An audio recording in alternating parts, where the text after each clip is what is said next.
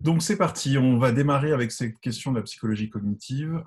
Donc vous avez vu, j'ai mis un titre particulier, c'est la psychologie cognitive ou comment l'être humain s'adapte à son environnement. Donc ce que je veux vous montrer ici, à travers ces quelques bases de la psychologie cognitive, c'est comment finalement l'être humain va pouvoir interagir avec son environnement et s'adapter et se construire aussi, vous allez voir, une représentation de son environnement. Je vais revenir un peu sur ces aspects-là. Alors, avant de me lancer dans les séances et de vous expliquer un peu le planning, je ne vais pas vous conseiller 36 ouvrages, ça n'a aucun intérêt. Je vais vous en conseiller un ou un ouvrage de ce type-là, c'est-à-dire que je vous conseille en première année de démarrer tout simplement avec les manuels de psychologie cognitive. Ici, je vous propose Introduction à la psychologie cognitive, qui est très bien, mais il y en a d'autres qui sont bien aussi. Donc, l'idée, c'est d'avoir ce type d'ouvrage et vous verrez qu'on reprend les grands classiques, hein, les grands principes de la psychologie cognitive. Vous retrouverez certains éléments et puis vous trouverez d'autres illustrations, d'autres études qui sont venues valider certaines connaissances en psychologie cognitive. Donc voilà, ce que je vous encourage à faire, c'est de vous procurer sur le marché de l'occasion ou neuf ou vous prêter ce type d'ouvrage. C'est toujours utile pour les cours et la préparation des examens. Donc voilà, pas besoin de multiplier les ouvrages. Partez avec ce genre de manuel quand vous démarrez en psycho, c'est très bien. Après, si vous voulez poursuivre et étoffer, bien sûr, vous pouvez aller chercher d'autres ouvrages. Alors, concernant notre cours, alors j'avais prévu un quiz, c'est ce que je fais en cours magistral habituel. Ici, je ne vais pas le faire parce que ça me demande de gérer plusieurs fenêtres et différentes applications. Et là, je dois gérer déjà voilà, le Zoom plus les diapos. Donc, on va éviter ce, ce petit quiz, mais c'est pas grave, vous allez interagir. Donc, l'avantage, on va dire, de la distance, c'est que vous pouvez prendre la parole plus facilement qu'en amphi, où c'est toujours un peu plus compliqué. Donc, on va démarrer avec cette idée déjà de l'introduction à la psychologie cognitive et des objectifs finalement de la psychologie cognitive. Son objectif, c'est d'étudier la pensée. Euh, donc, la pensée, c'est quelque chose d'assez large. Qu'est-ce qu'on entend par pensée? Vous allez voir que c'est complexe. Donc, c'est ce que je vous ai mis ici. L'idée, c'est que la pensée est un objet complexe, susceptible de prendre différentes formes. Et vous allez voir que votre pensée, elle peut évoluer, changer, se modifier selon les contextes dans lesquels vous êtes. Donc, c'est-à-dire qu'une même personne ne va pas toujours avoir le même type de pensée. On va voir que cette pensée, elle est complexe, elle est variable au niveau intra-individuel, donc chez une même personne, et inter-individuel, bien sûr, entre les personnes. Donc, vous allez voir, d'ailleurs, je vous mettrai dans des situations, notamment de perception de certains objets, vous verrez que vous êtes tous un peu différents. Donc, c'est ça qui est intéressant aussi à avoir en tête. Donc la psychologie cognitive, du point de vue étymologique, ça renvoie à la connaissance, la psychologie de la connaissance. Donc ça veut dire tout simplement que c'est, on va dire, le secteur de la psychologie qui s'intéresse tout particulièrement aux activités mentales, en gros, qui vous permettent de développer, d'acquérir des connaissances, qui vont vous permettre de construire des représentations des connaissances du monde, mais on s'intéresse aussi aux activités qui vont vous permettre de mobiliser ces connaissances, de les réutiliser dans des situations, notamment pour prendre des décisions, pour justement vous adapter et ces choses-là. Donc, quand je parle de connaissances, un point important, ici, oubliez l'idée que ce sont des connaissances strictement académiques, strictement valides, institutionnelles. Non, ce sont des connaissances au sens des représentations que vous avez du monde. Donc, ce sont des connaissances qui peuvent englober les croyances que vous avez, les stéréotypes que vous pouvez avoir, les préjugés que vous avez, pour moi, sont des connaissances, hein, au sens de la psychologie cognitive. Ce sont toutes les représentations mentales que vous avez pu construire du monde. Donc, si vous pensez que le Soleil tourne autour de la Terre, c'est une connaissance, hein. Elle n'est pas valide scientifiquement, on est d'accord, mais c'est une connaissance du point de vue de la psychologie cognitive. Donc ça, c'est un point qu'il faut vraiment avoir en tête. Alors, concernant la cognition donc, et la pensée plus largement, je vous ai dit que ça renvoyait à différentes activités, qu'on avait finalement une complexité assez forte de ce qu'est la pensée. Je vais essayer ici de recenser les grandes activités mentales qu'étudie la psychologie cognitive. Et vous allez voir qu'elles sont assez nombreuses et je pense même que je ne suis pas exhaustif dans ma présentation. Alors, de quelles activités mentales on parle quand on s'intéresse à la cognition en psychologie? On va parler de la perception. Donc, vous allez voir qu'aujourd'hui, on va justement traiter de cette activité-là. La perception, c'est la façon dont vous représentez des informations qui vous parviennent de l'environnement, notamment, par différents sens que ce soit la vue, l'ouïe, le toucher, et vous allez construire un percept, une représentation, vous allez construire, vous allez voir cette perception, on va revenir dessus. Vous allez juger, effectuer des jugements dans votre vie de tous les jours. Vous êtes amené à juger, une situation, à juger une personne, à juger un comportement. Donc, vous avez des activités de jugement qui vont être des activités cognitives importantes dans votre quotidien, qui sont étudiées en psychologie cognitive.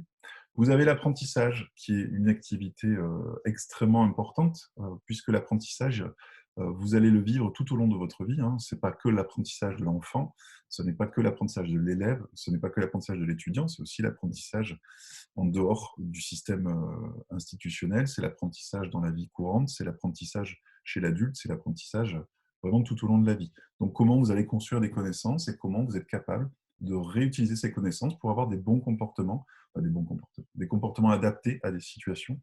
Voilà un peu l'idée de l'apprentissage que vous étudierez certainement plus en détail dans les prochaines années. On s'intéresse bien évidemment aux activités mnésiques. Donc, les activités mnésiques, c'est la mémoire. Donc, la psychologie cognitive, évidemment, s'intéresse énormément aux activités de mémoire qui, évidemment, sont connectées aux autres activités qui sont impliquées dans d'autres activités. Donc, comment fonctionnent vos mémoires? Vous verrez qu'on ne va pas parler que d'une seule mémoire, mais de plusieurs mémoires. Quels sont les processus? Comment vous allez intégrer l'information, l'encoder? Comment vous allez pouvoir la stocker, comment vous allez pouvoir la réutiliser, comment vous allez pouvoir, en gros, réactiver des souvenirs ou pas. Voilà les questions que se pose la psychologie cognitive. Le raisonnement, un élément important. Quand vous êtes en train de résoudre un problème, quand vous êtes en train d'étudier un cas, par exemple en psychologie, vous mobilisez du raisonnement. Vous allez évaluer une situation, vous allez mettre en place, par exemple, des stratégies qui vont vous aider à prendre parfois des décisions, à raisonner, à évaluer les choses. Donc, ce sont des activités aussi de la vie quotidienne très, très importantes. La compréhension, même chose. Vous avez la compréhension qui est, si vous voulez, pour faire court, une interprétation d'une situation à un moment donné. Donc, qu'est-ce que vous comprenez à un moment d'une situation que vous êtes en train de voir? Je ne sais pas si vous constatez que il y a une voiture qui est abîmée au niveau de l'avant et qui a des débris de verre par terre. Donc, on peut supposer qu'il y a eu un accrochage à une voiture, donc avec une autre voiture. Donc, vous êtes dans une interprétation d'une situation. Donc, vous avez construit vous-même une compréhension de ce que vous voyez. Donc, ça, c'est très étudié, évidemment, en psychologie. La prise de décision également, très importante, c'est-à-dire qu'est-ce qui vous amène à prendre telle ou telle décision? Quels sont les mécanismes psychologiques qui vous amènent vers telle ou telle décision? Vous avez par exemple des travaux sur la prise de décision chez les pilotes d'avion. Donc, à savoir, quand vous avez un réacteur en feu, vous êtes dans une situation critique, comment fonctionne votre cerveau, votre système cognitif pour prendre une décision? Et qu'est-ce qui amène parfois que la décision est adaptée à la situation et qu'est-ce qui parfois amène une décision qui n'est pas adaptée? On sait parfois que les gens vont raisonner, prendre des décisions sur des bases finalement assez rationnelles et parfois sur des bases plutôt irrationnelles. Donc basées peut-être plus sur les émotions, des choses comme ça. Donc la psychologie cognitive s'intéresse beaucoup à ces questions. Le langage, bien évidemment, c'est un élément très important de la pensée déjà, puisque c'est ce qui aussi structure la pensée. Mais la psychologie cognitive va s'intéresser à la façon dont vous allez acquérir le langage, la façon dont vous comprenez le langage, mais aussi la façon dont vous produisez le langage. Donc la psychologie cognitive, voilà, en lien avec les sciences du langage, souvent, s'intéresse à cette question du langage. Et je vous mets 3 points de suspension parce que certainement, il y a d'autres activités cognitives très étudiées, mais je vous ai ici recensé, on va dire, les plus courantes dans les travaux de psychologie. Ok, donc je continue si vous n'avez pas de questions ou de commentaires. Alors, comment s'organise le cours? C'est ce que j'évoquais un petit peu en introduction, en prélude du cours. Donc, on va se voir pour 2 séances. Donc, moi, je vous parle du chapitre 1. Donc, c'est ce que je vous disais. On va parler de quelques notions fondamentales du traitement cognitif. Et on va parler notamment, vous verrez, de perception. On va parler de types de processus cognitifs qui sont en jeu, type de traitement, vous verrez. Et on va parler aussi des structures de connaissances. Comment les connaissances que vous avez du monde sont un peu organisées dans votre mémoire et finalement, de quelle mémoire on parle? Est-ce qu'il y a plusieurs mémoires? Est-ce qu'il y a plusieurs processus de mémoire derrière? Donc, on va parler un peu de ces choses-là. Ensuite, dans le chapitre 2, donc avec les interventions d'Aline Chevalier, vous aborderez la question de la résolution de problèmes. Et dans le chapitre 3, vous aborderez la question de la représentation de la pensée, c'est-à-dire comment la psychologie cognitive essaie de modéliser la pensée, de se la représenter de manière formelle, donc d'essayer de la traduire, si vous voulez, pour pouvoir l'étudier, pour pouvoir la comprendre. Alors, on va démarrer. Donc, je vous donne directement un peu la conclusion de cette partie de mon intervention. Nous ne percevons pas le monde tel qu'il est. Donc, ce que j'aimerais que vous compreniez à l'issue de cette intervention, c'est que finalement, votre système cognitif, il vous amène à transformer la réalité de l'environnement dans lequel vous êtes. C'est-à-dire que l'environnement dans lequel vous êtes, il n'est peut-être pas comme vous pensez qu'il est véritablement. Donc, c'est ça que je vais essayer de vous démontrer ici. Je vais essayer de vous présenter quelques études, quelques principes fondamentaux de la psychologie cognitive, et je vais vous mettre, vous verrez de temps en temps, en situation de participants à des études pour que vous preniez Monsieur, conscience. Ouais. vous pouvez juste vous redire, le système cognitif, il nous amène à modifier quoi? Il vous amène à modifier les informations de l'environnement, c'est-à-dire l'environnement qui vous environne, qui vous entoure.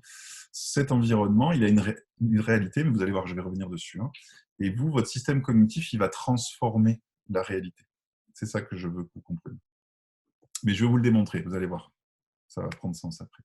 Alors, cette idée, elle n'est pas nouvelle. Hein. Ce n'est pas les psychologues de la cognition qui ont soudainement découvert que l'être humain avait tendance à finalement transformer la réalité. En fait, cette idée, elle a déjà été proposée par Emmanuel Kant, donc un philosophe allemand du XVIIIe, qui distinguait deux choses intéressantes. La première, c'est le noumen. En gros, c'est le terme qu'il emploie, qui renvoie aux objets, aux événements qui existent indépendamment des sens, c'est-à-dire indépendamment de l'être humain. C'est comme si je prenais un stylo et que je vous dis, voilà, le stylo, il a ses propriétés physiques, il a ses propriétés, mais qui peut-être m'échappent en tant qu'individu que je ne connais pas, on va revenir dessus. Donc il y a une réalité de l'objet, si vous voulez, le noumen renvoie un peu à cette idée de réalité. L'objet, il a sa réalité qui, pour l'instant, vous échappe totalement.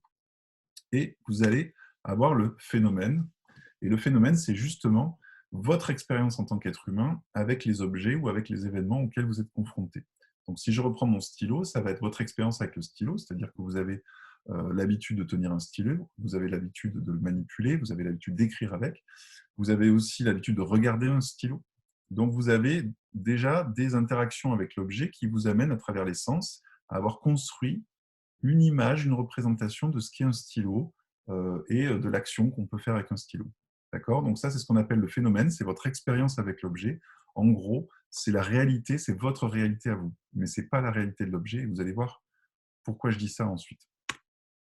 Alors, retenez cette phrase que j'aime beaucoup, qui dit en fait que nous voyons les choses non comme elles sont réellement, hein, non comme elles sont dans la réalité, mais on les voit comme nous sommes en tant qu'être humain, en tant qu'individu. Ça veut dire que la réalité du monde, elle est interprétée par votre système cognitif. Elle est traitée, elle vous amène à avoir, vous, votre propre représentation du monde. Donc, ce que je suis en train de dire, c'est que cette interprétation, cette représentation que vous avez du monde, elle dépend de ce que vous êtes, vous. Alors, ça veut dire quoi, ce que vous êtes? C'est plein de choses. C'est bien évidemment les connaissances que vous avez sur le monde. C'est votre culture. Selon les cultures, vous ne percevez pas forcément les choses de la même manière. C'est votre langue, donc ça renvoie à vos émotions, à vos motivations. En gros, tout ce qui compose votre, votre personnalité psychologique, on va dire, tout ce qui compose votre système cognitif, avec ses particularités, c'est ce qui va vous amener à percevoir les choses, à comprendre les choses, à interpréter les choses plutôt d'une manière que d'une autre. Donc, je vais essayer de vous le démontrer maintenant. Monsieur, j'ai Ouais. juste une question de petites secondes. Le noumen, j'ai pas très bien compris, s'il vous plaît. Alors, le noumen, en gros, dites-vous que c'est la réalité du monde. Imaginez, il n'y a pas d'être humain sur Terre. Il y a un stylo qui... Bon, ok, ça n'a aucun sens, un stylo sans être humain. Prenez un arbre. Un arbre, il a une réalité, mais qui vous échappe. Et je vais essayer de vous le montrer justement avec la diapo suivante. C'est-à-dire que l'arbre, il n'est peut-être pas avec des feuilles vertes et des branches. C'est plus complexe que ça. En fait, l'arbre, il a une réalité en tant qu'objet physique, mais nous, en tant qu'être humain, on ne capte qu'une partie des informations. Donc le noumen, dites-vous que c'est la réalité du monde. Le phénomène, c'est votre représentation de la réalité du monde. D'accord ? Merci. Je vais essayer de vous le montrer ici.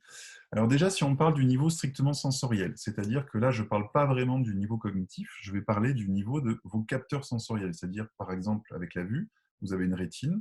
Sur la rétine, vous avez des cellules qui vont capter la lumière et ces cellules, elles filtrent déjà les informations. Si je prends cet exemple, vous avez une fleur ici. La fleur à gauche, donc, qui est jaune, ça c'est la perception qu'un être humain a de la fleur, en tout cas le traitement au niveau sensoriel, c'est-à-dire que votre rétine va être capable d'envoyer des informations au cerveau qui va reconstruire l'image et effectivement voir une image d'une fleur jaune. D'accord ? Mais cette même fleur peut être perçue de manière très différente par une abeille. Et on voit ici que grâce au capteur sensoriel de l'abeille, celle-ci traite les ultraviolets, donc des ondes de lumière qui ne sont pas des ondes de lumière que nous sommes capables de traiter. Donc ici, l'abeille, elle traite des informations issues de la fleur que nous ne percevons pas. Nous ne sommes pas capables de traiter ça au niveau de l'œil. Donc, l'intérêt ici, pour la fleur, c'est d'apporter une information à l'abeille qui lui dit, tiens, regarde ici, c'est ici que ça se passe pour la pollinisation, pour que l'abeille vienne bien au bon endroit. Donc on voit que ça, c'est un signal de la fleur qui s'adresse à l'abeille, mais nous, on n'a pas besoin de traiter ce signal-là. Donc ça veut dire que la fleur que nous, on perçoit, qui est toute jeune, on perçoit, on a une représentation de cette fleur-là, mais qui n'est qui est partielle par rapport à la réalité de ce qu'est la fleur. Donc, vous comprenez ? Excusez-moi, Ouais. j'ai une question. Mais Ouais. du coup, est-ce que les animaux et les insectes, ils auraient aussi une perception à eux, du coup? Eh bien oui, alors c'est ce que j'essaie de vous montrer là. Alors, perception, en tout cas, ils ne traitent pas les mêmes informations de l'environnement que nous. Donc ici, l'abeille, elle est capable de traiter certaines informations. Si vous prenez, je ne sais pas, les chiens, par exemple, au niveau de l'acuité auditive, ils vont percevoir des ultrasons que nous ne sommes pas capables de percevoir. Donc ça veut dire que nous vivons dans un environnement où les ultrasons n'existent pas pour nous. Or, ils existent dans la réalité. Le chien va les entendre, vous ne les entendrez pas. Donc, le chien n'a pas la même expérience avec l'environnement que vous. Si je prends l'exemple aussi en bas avec les zèbres, vous avez la vision de l'être humain d'une situation où on voit des zèbres en train de brouter, et vous avez une vision assez classique avec des couleurs. Et puis, si on simule la vision d'un lion, les lions ne percevraient pas les couleurs, et on voit qu'ils perçoivent de manière un peu plus floue, c'est-à-dire qu'ils ont une acuité qui est moins bonne. En revanche, généralement, c'est des espèces qui perçoivent beaucoup mieux les mouvements, qui sont beaucoup plus sensibles aux variations de mouvement et à la rapidité des mouvements. Donc, Mais comment on peut savoir que les animaux, ils voient ça? Enfin, je comprends pas comment on n'est pas dans leurs yeux. alors, comment on sait ? Tout simplement en étudiant l'anatomie fonctionnelle des animaux et des êtres humains. C'est-à-dire que si je vous prends la rétine de l'être humain, on va tout simplement regarder une rétine, on va la passer au microscope, on va l'étudier et on va s'apercevoir qu'il y a certaines cellules au niveau de la rétine, notamment la zone centrale de votre rétine, qui sont dédiées aux couleurs et qui sont dédiées à tout ce qui est acuité, donc qui vont vous aider à voir de manière assez précise. Et vous allez dans ce qu'on appelle les cellules, les cônes, et puis vous allez avoir les bâtonnets, qui sont des cellules qu'on retrouve plus souvent à la périphérie de la rétine, et qui vous permettent de détecter plus facilement des mouvements, mais qui perçoivent moins bien les couleurs. Donc tout simplement, en analysant les cellules, les types de capteurs, on est capable de simuler, de comprendre comment l'animal perçoit ou voit en tout cas certaines informations. Ça va ? Ok, merci. Monsieur, en sciences du langage, on avait vu que justement la perception, en tout cas pour les animaux, Ouais. elle dépend de leur mode de vie, plutôt pour survivre, quoi. C'est-à-dire que, par exemple, comme vous dites, les animaux qui vont être plus en proie à se faire chasser, ils vont plus être sur l'écoute et se faire tuer, alors que les animaux, comme le lion, ils vont être plutôt sur l'observation. Ouais, non, mais très bien. Ouais, avec les théories évolutionnistes, effectivement, l'espèce s'adapte à son environnement et on voit que certaines capacités sensorielles sont adaptées à des environnements et je dirais, des comportements de certaines espèces. Donc, c'est ce qui fait que certaines espèces survivent. C'est parce qu'elles ont développé les capacités sensorielles nécessaires à leur survie dans certains environnements. Donc, il y a une grosse variabilité entre les animaux, bien évidemment, en fonction aussi des espèces et, comme vous dites, un peu en fonction de peut-être Mais- la position dans la chaîne alimentaire. Monsieur, Ouais. mais par exemple, pour un animal comme un lion, par exemple, donc un prédateur qui Mm. est dans un zoo, qui est né dans un zoo en captivité, Mm. est-ce que sa perception, elle change parce qu'il a pas à s'adapter à son environnement de la même manière? Non, normalement, alors je pense pas que ça change parce que tout simplement, ce sont des choses qui sont programmées biologiquement. Là, on est en train de parler de capacité sensorielle. Normalement, il n'y a pas de raison que ça change. Ça changerait si vous empêchez le lion peut-être d'observer l'environnement et qu'il vive entre quatre murs et qu'il ne perçoive rien du tout. Là, il est possible que dans son développement de jeune lion, il y a des travaux qui avaient montré ça, qu'effectivement, si vous empêchez le traitement de certaines informations, vous avez des capacités parfois sensorielles qui vont décliner ou qui ne vont pas pouvoir se mettre en action. Mais normalement, il n'y a pas de raison que... Parce que là, on est sur des déterminismes très biologiques qui ne sont pas vraiment liés à l'expérience, mais plus aux capacités physiques, physiologiques de l'individu. Donc là, voilà, là, je parle du niveau très sensoriel, hein. C'est-à-dire que c'est vraiment la capacité, comme je vous dirais, la chauve-souris, elle n'y voit pas grand-chose, par contre, elle fonctionne avec un système de radar, où je vous dirais, certains requins marchent beaucoup plus à l'odorat, et par contre sont totalement myopes, ils n'y voient rien du tout. Donc voilà, chaque espèce a développé des capacités sensorielles particulières, donc qui changent le rapport à l'environnement. Alors maintenant, je vais passer sur un volet plus cognition, c'est-à-dire que là, il y a un vrai traitement cognitif au sens où on va reconstruire les choses. Vous allez voir. Donc, je vais vous présenter l'effet McGurk, qui est un effet assez bluffant. Donc, je vais vous demander d'être très attentif. Vous allez regarder cette vidéo, c'est une petite vidéo très courte. Alors, ça parle en anglais, mais ne vous embêtez pas avec ça. Focalisez-vous sur la bouche de la personne, parce que la personne va faire des sons. Elle ne dit pas des mots, elle produit des sons. Écoutez bien les sons qu'elle produit, regardez bien la bouche de la personne. Je vais lire la vidéo et après vous me dites ce que vous en pensez. Allez, c'est parti. Ba, ba, ba. Have a look at this. What do you hear? Ba, ba, ba. Ba, ba, ba. But look what happens when we change the picture. Ba, ba, ba. Ba, ba, ba. Ba. And yet, the sound hasn't changed. In every clip, you are only ever hearing ba with a B. Ba, ba. Alors, qu'est-ce que vous en avez pensé? Mais le son change aussi.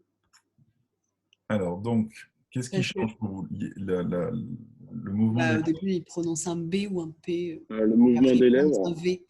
Ouais. Le mouvement des lèvres. Là, ça va être pareil. Chacun aura une interprétation différente. Moi, j'ai compris pas et fa, et là, elle a dit B et ba Ouais. et va. Ouais. Mais en fait, c'est le même son, c'est juste que comme on voit l'homme faire comment dire, avoir une gestuelle différente avec sa bouche, on va interpréter différemment. Exactement. En fait, Parce qu'on a un peu appris à lire sur les lèvres aussi. Bah oui, avec c'est ça. l'expérience, quoi. Alors, Alors que si on n'avait pas regardé la vidéo, le son il aurait été le même tout le long. Ben ouais, voilà. Moi, j'ai pas vu la vidéo, j'ai juste écouté, j'ai juste fait mon petit exercice de côté, j'ai pas vu la vidéo. Pour moi, le son, il n'a pas du tout changé. ouais, bah, c'est bien d'avoir ce genre d'expérience. Donc, effectivement, le son ne change pas. Le son est tout le temps le même, strictement le même. En fait, ce que la personne fait, c'est du playback, hein.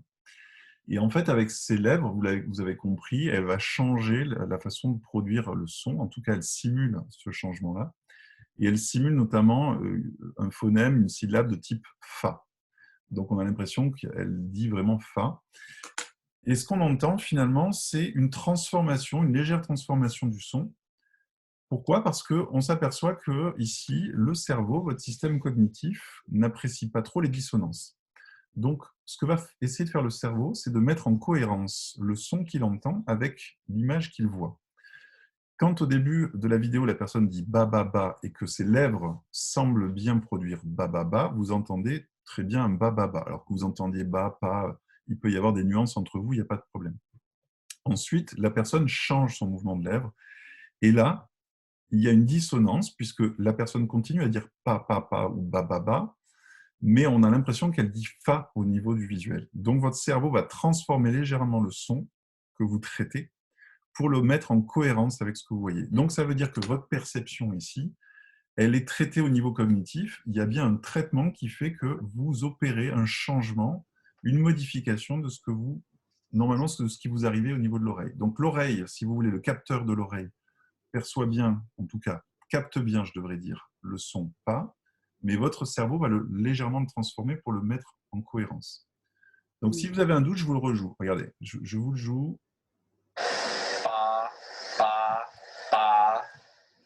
Have a look at this. What do you hear?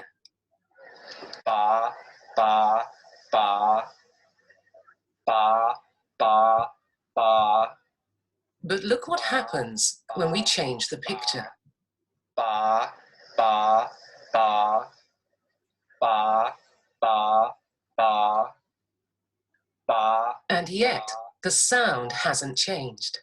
In every clip, you are only ever hearing ba with a B. Ba, ba. OK. Mais monsieur, Ouais. pourquoi notre cerveau, il fait pas l'inverse? Il change pas plutôt ce qu'on voit au lieu de changer ce qu'on entend parce que c'est plus C'est facile? une bonne question. C'est une très bonne question. L'idée de cette démonstration aussi, c'est de montrer que l'être humain est un animal dont le sens dominant est la vue. Ok. Ça veut dire que vous êtes principalement dominé par le sens de la vue, ce qui vous amène à plus facilement modifier l'autre sens.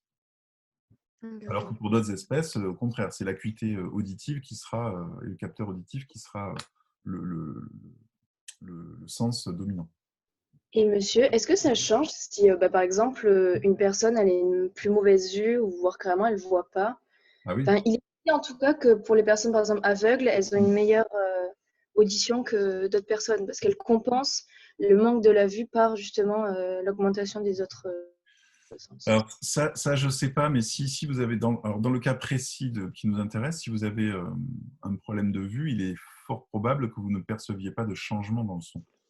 Puisqu'en fait… Ah oui, moi, ça ne me perçoit pas, honnêtement. J'en ai pas perçu personnellement alors que j'ai pas… Ouais, je vous présente encore une autre version, vous allez voir. Vous regardez soit à gauche, soit à droite, et selon ce que vous regardez, vous percevez un changement. Et moi-même, je vais vous dire, ça fait plusieurs années que je présente cet exemple, je connais évidemment parfaitement le résultat, et selon ce que je regarde, je n'entends pas la même chose. J'ai beau le savoir, je ne perçois pas la même chose. Oui, ça va être sur les photos aussi tout à l'heure. The McGurk effect shows us that what we hear may not always be the truth.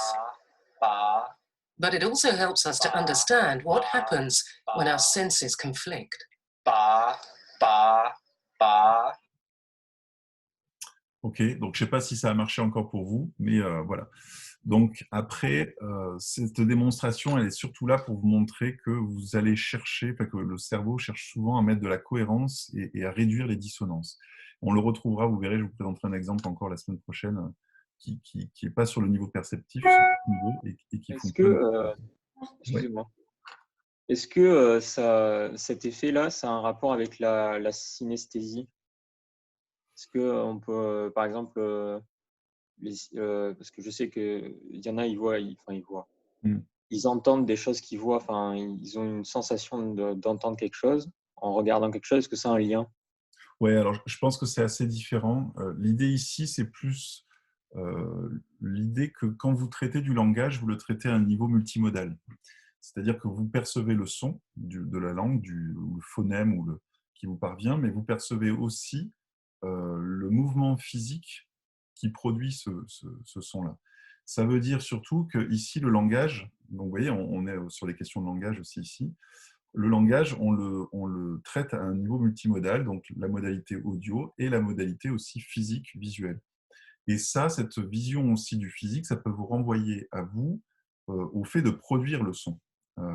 Au niveau de votre cerveau, il y a parfois des activations d'aires motrices, c'est-à-dire de zones de votre cerveau qui servent à produire des gestes ou produire des mouvements physiques. Et le fait parfois de voir quelqu'un le faire, ça active aussi chez vous cette zone-là. Pour moi, c'est un peu différent de ce que vous dites, je dirais. Mais ça veut dire que regarder quelqu'un faire, ça peut activer spontanément dans votre cerveau certaines zones dédiées justement à la production motrice associée à ça. Donc, ça active des choses chez vous aussi, d'ordre moteur. D'accord. Monsieur, Ouais. Par rapport à tout ce qui se passe en ce moment, par rapport au port du masque et tout, il va pas avoir un problème sur les enfants qui apprennent justement tout ça? Le fait de ne pas pouvoir corréler le son et la vue? C'est Si, il y a une un bonne... problème, mais vraiment. Ouais, c'est C'est une bonne... plutôt compliqué. Du coup, les professeurs qui vont apprendre à lire aux enfants, ben, ils sont obligés en fait d'enlever le masque pour leur expliquer les sons parce que c'est pas possible sinon. Ça dépend ce que vous enseignez. Effectivement, si vous enseignez à des jeunes enfants, CP. le mouvement des lèvres, il est fondamental. Donc, il contribue aussi à la compréhension et au traitement multimodal de la communication. Et donc, oui, ça peut poser un problème, absolument. Le masque peut être, tout simplement, vous coupez un canal de communication. Et du coup, plus tard, ça va être des enfants qui vont être, je sais, l'orthophoniste ou quoi, j'imagine, parce qu'il y Non. aura peut-être... Justement, les professeurs, ils s'adaptent exprès pour leur apprendre correctement.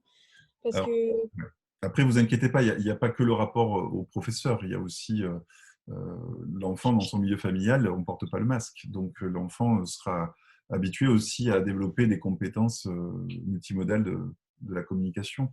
Mais c'est avec l'enseignant pour certaines tâches, pour comprendre certaines fonctions, pour comprendre certaines instructions, consignes, pour aussi développer certaines compétences langagières. C'est là où, effectivement, mais comme dit la personne, l'enseignant s'adapte et à des moments va retirer le masque, certainement. Donc, vous inquiétez pas, je pense pas je ne suis pas inquiet sur l'avenir des enfants par rapport à ça.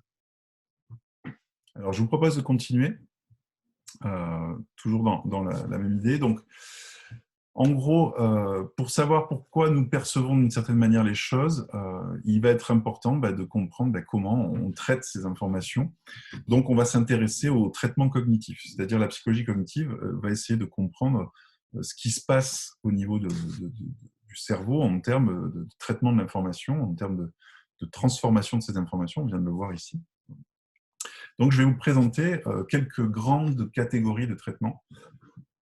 Vraiment, c'est des catégories importantes qui permettent d'expliquer beaucoup de choses. Donc, vous allez voir, ce n'est pas très compliqué, ça devrait faire sens pour vous et écho à des situations que vous connaissez. Donc, je vais vous présenter plusieurs catégories. Donc, déjà, on va commencer par une distinction entre les traitements descendants et les traitements ascendants. Donc là, vous avez Neisser qui propose cette distinction dans les années 60. Alors, ne retenez pas la date forcément, mais essayez de retenir le nom, ce serait bien. C'est des noms un peu importants de la psychologie cognitive. Donc, vous savez que la psychologie cognitive, elle a vraiment émergé à l'après-guerre avec l'évolution de la cybernétique et notamment certaines analogies avec l'informatique. Donc, la psychologie cognitive, et notamment consacrée à la question du traitement de l'information, elle a émergé dans les années 40. Et donc, on voit que les références que je vous donne là, elles peuvent paraître parfois anciennes, mais elles ne le sont pas tant que ça au regard de l'histoire de la psychologie cognitive. Donc, vous avez ici, retenez que voilà, c'est à peu près dans les années 60 qu'on a commencé déjà à faire cette distinction entre processus descendant et ascendant. Alors, je vais vous le montrer. Alors, de quoi on parle quand on parle de traitement ascendant? Alors, je vous ai mis le terme anglais consacré aussi, bottom-up, pour dire ascendant. Pourquoi? Parce que l'essentiel des recherches quand même en psychologie sont menées en anglais, quels que soient les pays concernés par la recherche. Donc, c'est des termes qu'on retrouve beaucoup dans les ouvrages, dans les articles scientifiques. Et donc, il arrive souvent que les psychologues ou les chercheurs utilisent le terme anglais parce que c'est le terme un peu technique parfois qui est utilisé. Donc, je vous mets le terme technique en anglais. Après, si vous me dites juste traitement ascendant, ça me suffit très très bien.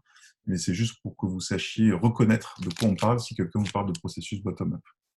Alors, de quoi on parle? On parle de traitement, donc des informations qui vont être influencées par la nature même des stimuli. Donc, c'est-à-dire le stimuli, c'est l'information qui va vous parvenir sur le système nerveux, donc c'est-à-dire qui va arriver au niveau de votre capteur sensoriel. Et l'idée, c'est que les caractéristiques, les propriétés de cette information qui vous parvient, ces propriétés, elles vont jouer sur votre façon de construire une perception de l'objet. Donc, vous allez voir, ça marche très bien sur des objets ou des informations assez simples.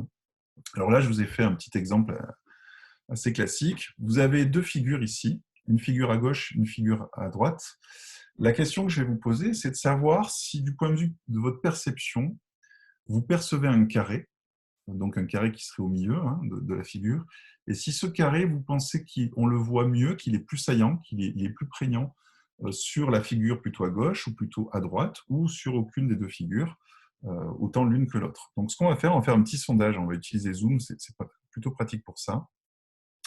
Alors, je vais ouvrir le sondage. Vous avez votre onglet participants. Si vous cliquez sur participants, vous remarquerez qu'en bas, vous avez des petits ronds avec un petit rond oui qui est vert avec une petite encoche pour pouvoir répondre. Voilà, il y en a un qui a répondu, très bien. Donc, ce que je c'est où ça, monsieur? Dans participants, vous avez votre barre de menu, je pense, dans Zoom, qui doit traîner en haut, en bas, ça dépend où vous l'avez mise. Et vous avez participants à côté de peut-être, je ne sais pas ce que vous avez, vous, ça dépend de À côté de partager sur le téléphone. partager, voilà.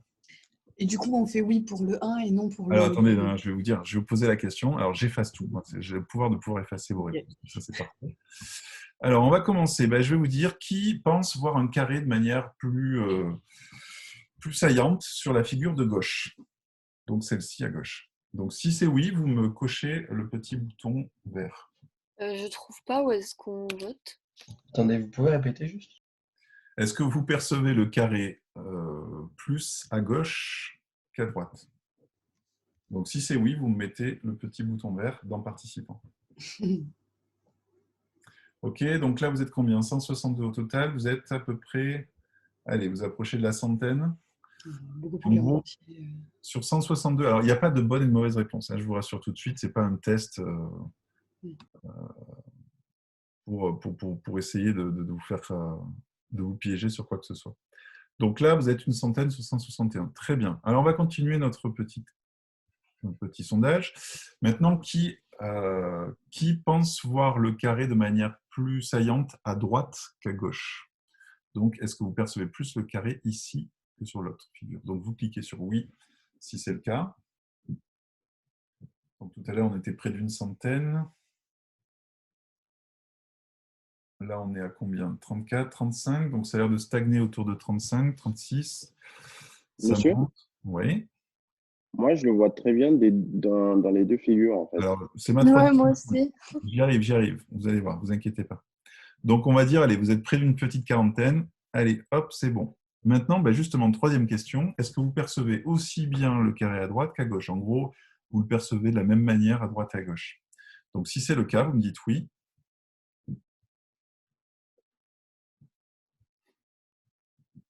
Donc là, vous êtes un petit peu plus nombreux.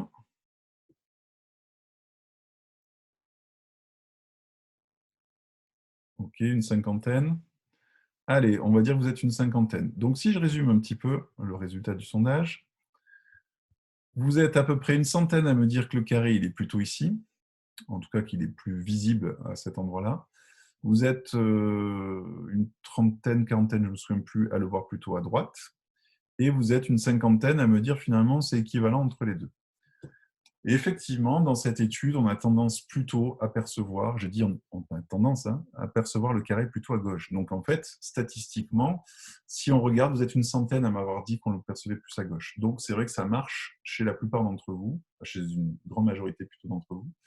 On arrive à plus percevoir ce carré ici qu'à droite. Donc, ce qui est intéressant, je vais expliquer pourquoi. Alors ça ne veut pas dire que les autres, vous avez une perception bizarre, que vous avez des déficits ou des handicaps ou je ne sais quoi.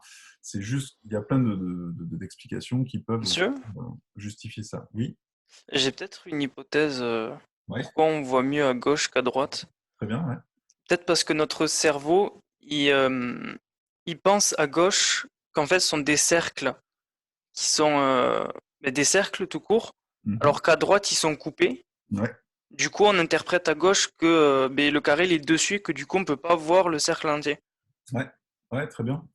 Donc effectivement, c'est pas mal votre interprétation. En gros, elle rejoint cette idée que ici, on va percevoir une forme qui est plus saillante. Donc la forme, c'est le carré, parce que justement, on n'a pas clôturé une figure. Donc ici, vous avez des éléments de la figure qui ne sont pas clôturés, alors qu'ici, on voit bien qu'ils sont clôturés, c'est-à-dire qu'ils sont fermés. Le fait qu'ils ne soient pas fermés, vous avez une tendance au niveau de votre cerveau, c'est une tendance à clôturer des figures qui ne le seraient pas, et donc à vous construire ce qu'on appelle un percept, c'est-à-dire une représentation, une perception d'un objet qui n'est pas forcément représenté, mais votre cerveau a tendance à le renforcer de manière à clôturer la figure. Donc, ça permet au cerveau, justement, de clôturer cette figure. Et ça, c'est un principe qui est proposé par la Gestalt. Ça, vous pouvez le noter, c'est une théorie, ce qu'on appelle la théorie de la forme. C'est une théorie allemande. Donc, notez le nom parce que je ne l'ai pas mis dans le cours. La Gestalt, donc, vous l'écrivez G-E-L-S-T-A-T. Donc, c'est une théorie de la forme qui explique pourquoi, dans certaines situations, notamment avec des informations assez simples de cet ordre-là, on a tendance à percevoir une forme plutôt que des éléments séparés. Et donc, vous voyez bien que le carré, on est d'accord, hein, il n'y a aucun carré qui est dessiné, mais ça ne vous empêche pas, d'un point de vue perceptif, à percevoir un carré. Donc, ça veut bien dire que vous traitez l'information. Ça veut dire que votre perception, elle est dépendante de la nature des informations qui vous sont proposées, d'où le terme de processus bottom-up, ascendant.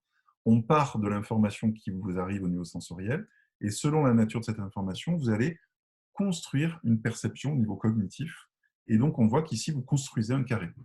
Alors que le carré, encore une fois, il n'est pas dessiné. Hein. C'est vous qui mentalement le représentez. Alors, je vais continuer pour vous montrer ça. Vous avez une illusion classique ici. Qu'est-ce que vous percevez? Monsieur, excusez-moi. Oui. Dans les commentaires, il y a personne qui écrit de la même façon Gestalt. Est-ce que vous pouvez le redire, s'il vous plaît? Alors, G-E-L-S-T-A-T.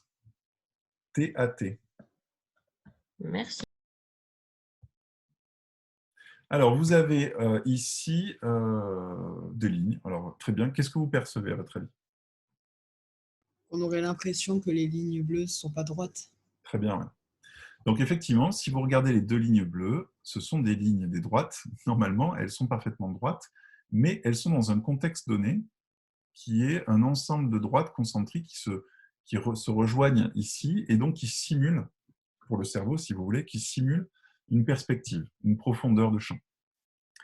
Donc, ces droites-là qui semblent être accolées finalement à ces différentes lignes, donc aux différents plans, on a un plan au-dessus et un plan en dessous, notre cerveau cherche à mettre de la cohérence, encore une fois, c'est-à-dire qu'il y a une dissonance entre ce qui parvient au cerveau en termes de sensoriel, c'est-à-dire que les droites, elles sont parallèles. Votre œil votre œil capte juste les informations comme quoi ce sont des droites parallèles sans problème. Mais votre cerveau va remodifier cette information, la transformer, de manière à la rendre cohérente avec la perspective qui est dessinée. Donc, si j'enlève la perspective, si j'enlève ces droites-là, là, il n'y aura pas de problème, vous allez pouvoir voir les droites bleues de manière tout à fait parallèle.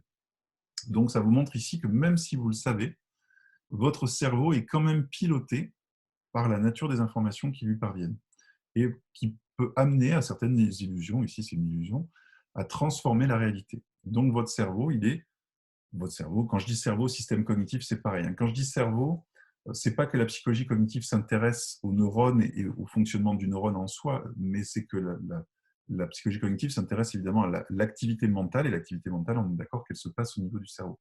Donc, si je dis cerveau, retenez que c'est le système cognitif dont je parle. Donc, monsieur? Ouais. Pardon, excusez-moi de vous interrompre. Je voulais savoir, du coup, là, ça nous montre encore une fois que le cerveau, il est piloté par la nature de ce qu'on... En fait, j'arrive pas à assimiler cette phrase. Je ne saisis pas très bien votre question. Le cerveau, il est piloté par quoi exactement à ce moment-là? C'est-à-dire que les traitements, en fait, c'est les traitements que vous allez faire au niveau de votre cerveau, ils sont dépendants de la nature des informations qui vous est présentée. C'est-à-dire que là, si je vous avais présenté les deux droites parallèles, uniquement les deux droites bleues, votre cerveau, il aurait perçu deux droites bleues sans problème. Mais parce que j'ai rajouté les lignes concentriques qui simulent une perspective, alors c'est une nouvelle information qui est apportée à votre cerveau, et du coup, celui-ci va transformer la perception des droites. Donc, ça veut dire que les traitements qu'il opère, ce qu'il voulait sur les droites, va dépendre des autres informations qui lui parviennent. D'accord.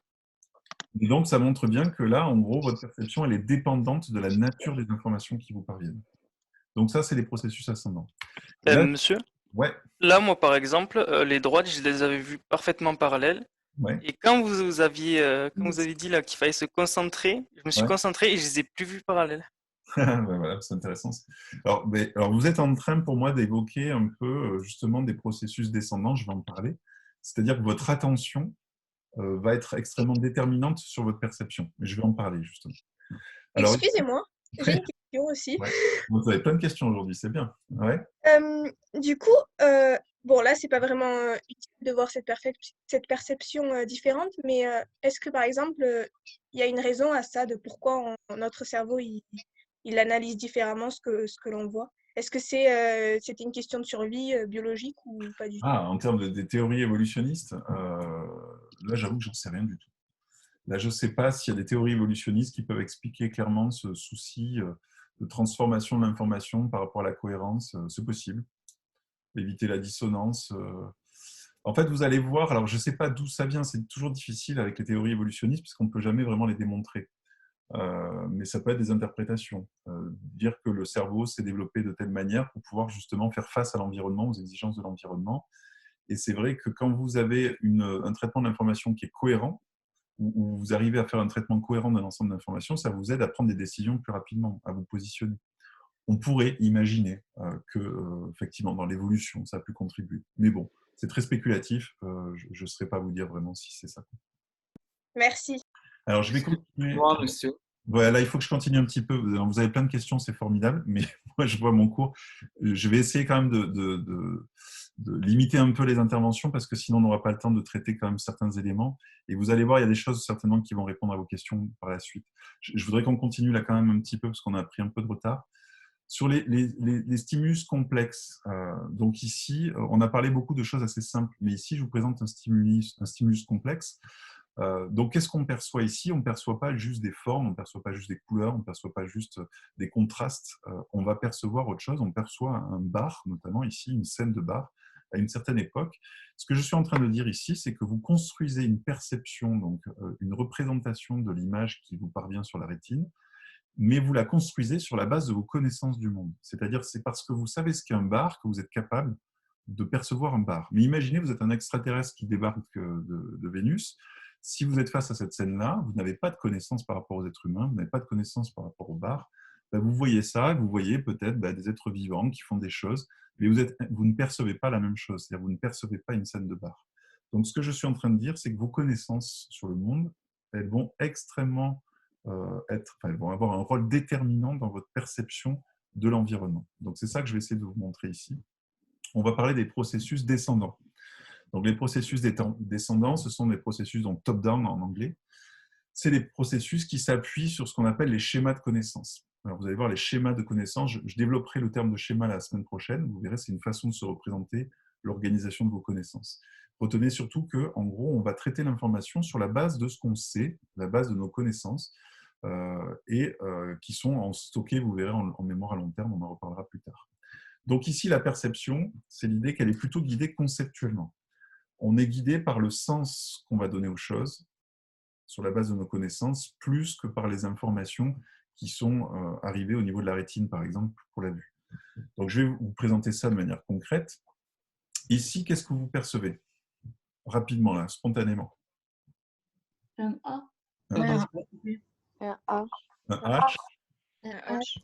Ok. Je perçois rien. Ok. Un bas de tabouret. Ok. Non, mais si vous percevez forcément quelque chose, peut-être c'est pas un A ou un H, vous percevez deux traits. Et voilà, c'est possible. Des skis alors. Bah, très Des bien. skis avec une barre au milieu, mais c'est chelou. Non, mais très bien, chacun perçoit des choses différentes. Donc c'est bien. Ça veut dire que vous percevez des choses différentes sur la base de vos connaissances, peut-être des choses qui sont activées dans votre mémoire. Je ne sais pas, vous percevez des skis peut-être aujourd'hui parce qu'on est au mois de décembre. Je ne suis pas sûr qu'au mois de juillet, vous percevriez des skis également. Alors moi, je vous présente un élément de contexte. Maintenant, qu'est-ce que vous percevez? Ah, les trucs de cage de but. Enfin, Les cages de but. Cage de rugby. Ouais, bon, Voilà. j'aime pas le rugby. Je perçois juste la même chose avec un ballon à côté. Voilà, je vous ai mis un ballon du Stade Toulousain en plus. Donc, vous avez des poteaux de rugby. Vous pouvez percevoir des poteaux de rugby. Alors, j'ai fait ça exprès parce que j'ai repris donc l'étude de Selfridge, qui est l'étude originelle de 1950. Mais ce n'est pas une étude, évidemment, avec le ballon de rugby. Donc, je vous présente la vraie étude. La voici. On a utilisé, les auteurs ont utilisé dans cette étude tout simplement le même stimulus, d'accord, qui est un stimulus volontairement ambigu. Selon le contexte dans lequel vous le traitez, vous ne percevez pas de la même manière ce stimulus. Ici, vous percevez un H, ici, vous percevez un A. et rien ne vous empêche de le lire facilement. Donc, on est d'accord qu'un même stimulus par une même personne va être lu, va être perçu de manière totalement différente selon le contexte dans lequel vous le lisez. Donc ça veut dire que vous avez mobilisé vos connaissances, vous avez des connaissances des mots, qui vous ont permis, et des lettres bien sûr, qui vous ont permis de donner du sens à ce stimulus. Donc là, on parle vraiment de processus descendant. Je vous donne un autre exemple. Qu'est-ce que vous percevez ici, spontanément? Un homme en train de fumer. Un homme en train de fumer, ok. Non, je vois rien du tout. Moi, je vois la tête d'un dragon. Alors, vous voyez forcément quelque chose, mais peut-être que vous voyez juste des taches blanches, des taches noires. Moi, je trouve qu'il y a un peu trop d'informations pour voir quelque chose. Ok. Moi, je vois une grenouille. Il y a un visage qui apparaît au milieu. La tête Un d'une... visage avec une corne. Moi, je vois une grenouille. La tête d'une statue. Très bien. Donc, du coup, ça veut dire que vous percevez tous des choses différentes. Donc, je vous explique. Ça veut dire que vous avez tous mobilisé des processus descendants différents dans la mesure où vous percevez des choses qui font sens. Que vous perceviez un homme, une grenouille, une tortue, ce que vous voulez, vous projetez du sens. D'accord? Donc, vous êtes sur un traitement perceptif avec des traitements descendants sur la base de vos connaissances. Ceux qui disent « je ne vois rien », en fait, si vous voyez quelque chose, vous voyez des taches noires, des taches blanches, une configuration de ces taches, mais vous ne percevez pas un sens particulier. Donc, ça veut dire que vous êtes sur des traitements ascendants. Si vous ne traitez que les taches, c'est du traitement ascendant, c'est-à-dire que votre perception, elle n'est basée que sur la nature même de l'information. Maintenant, regardez, je vous présente ça. Tout le monde voit l'image? Ok, la petite grenouille. Mais c'est la même chose? Eh bien oui. Maintenant, mais vous c'est... remets l'image. Mais c'était pas comme ça! Alors, maintenant, vous avez Attendez, là, il y a trouble de la vision. Là. Ah oui, bah c'est bon, c'est redevenu comme avant. Ah, ça ne marchait pas sur le... Oh là là. Alors, je vous refais. Donc là, vous avez la... Non, c'est bon. C'est bon? Donc, vous avez la grenouille. Alors, je veux bien que vous coupiez un peu les micros parce qu'en fait, je ne vais pas y arriver. Merci. Donc là, vous avez la grenouille. Et maintenant, vous avez cette fois-ci à nouveau l'image. Et comme j'ai activé chez vous la connaissance de la grenouille et que je vous ai aidé à repérer tout simplement les indices dans l'image qui correspondent à la grenouille, ce qui va se passer, c'est qu'une fois que vous le savez, une fois que vous l'avez identifié, votre œil va avoir tendance à ne prendre les informations uniquement celles qui sont en cohérence avec l'hypothèse d'une grenouille. Donc, vous allez créer une hypothèse qui est que ça, c'est une grenouille et votre œil passe son temps à chercher des informations qui viennent confirmer la grenouille. Dit autrement, vous traitez beaucoup moins les informations de l'environnement. Vous traitez beaucoup moins les informations qui sont autour de la grenouille, donc d'autres informations qui auraient pu vous amener à percevoir les choses autrement. Donc, ce que je suis en train de dire ici, c'est que vous êtes piloté dans votre perception, dans ce cas-là, par vos connaissances, notamment de la grenouille, mais que qu'est-ce que ça signifie en termes de concret? Ça veut dire que votre attention va rentrer en jeu et vous allez focaliser votre attention uniquement sur les informations qui valident cette connaissance. Monsieur? Ouais. Là, les informations, on les a de manière visuelle. Est-ce que ça peut aussi marcher, par exemple, de manière auditive? Genre juste entendre une information, se le mettre dans la tête et après, est-ce que ça marche comme ça aussi? Il peut y avoir des perceptions auditives où vous avez pensé entendre tel mot ou telle phrase ou telle intonation et en fait, non. Par exemple, l'image de la grenouille, par exemple, vous avez juste l'image et vous entendez le mot grenouille et d'un coup, ça vous paraît plus évident que c'est une grenouille. Il y a quelqu'un qui a Autre proposé que chose. ce soit une grenouille. Moi, personnellement, ça n'a pas changé ma vision.